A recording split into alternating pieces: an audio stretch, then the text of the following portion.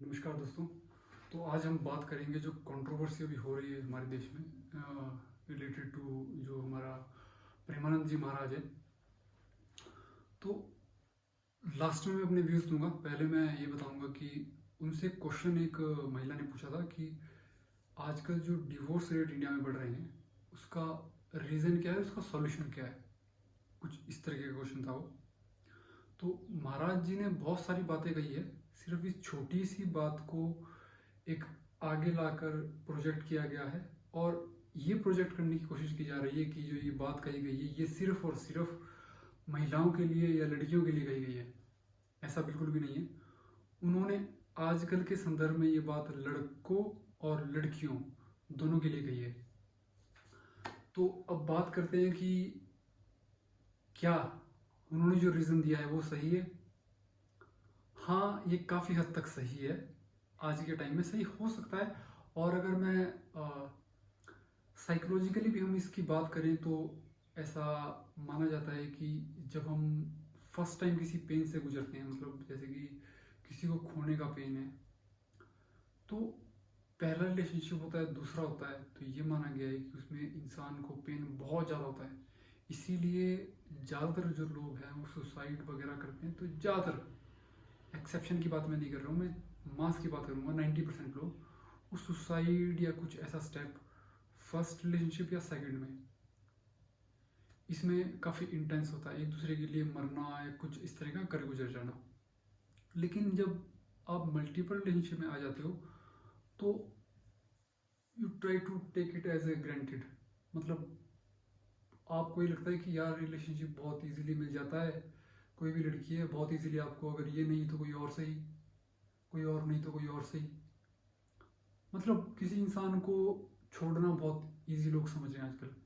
तो उन्होंने इस चीज़ को लेके जोर दिया था कि भाई आजकल एक को लिया, उसको छोड़ा, फिर तीसरे को छोड़ा, फिर चौथे को छोड़ा, पांचवे को छोड़ा।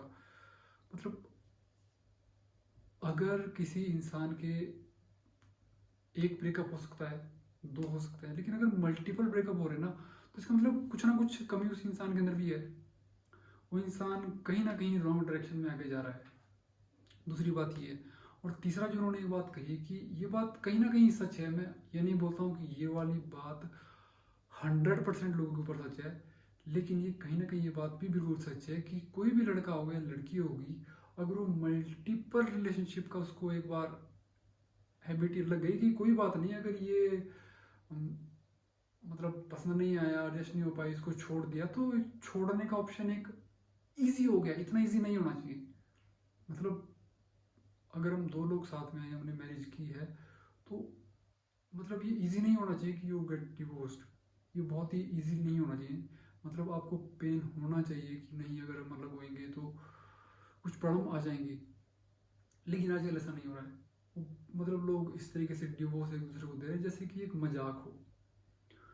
तो उन्होंने जो बात कही है कि ये कैसे शुरू हुआ, तो कहीं ना कहीं उनका मानना ये है कि अगर कोई 4 या 5 रिलेशनशिप कोई लड़का पहले रखता है, छोड़ चुका है, तो वो लड़का छठे को भी छोड़ दे, तो शायद साइकोलॉजिकली, क्योंकि वो पहले उसका हैबिचुअल हो चुका है, तो उसको बहुत ज़्यादा फर्क नहीं पड़ेगा।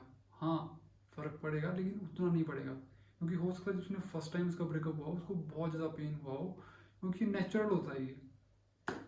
बट फिफ्थ और सिक्स टाइम उसको उतना पेन फील नहीं होगा, इसलिए वो ये स्टेप ले रहे हैं। नंबर वन रीज़न ये भी है। लेकिन इसका मतलब ये नहीं है कि सारे रीज़न वही है। ये मेरे व्यूज़ हैं, ये उनके, उन्होंने अपना व्यूज़ जो दिया ये उनका व्यूज़ था।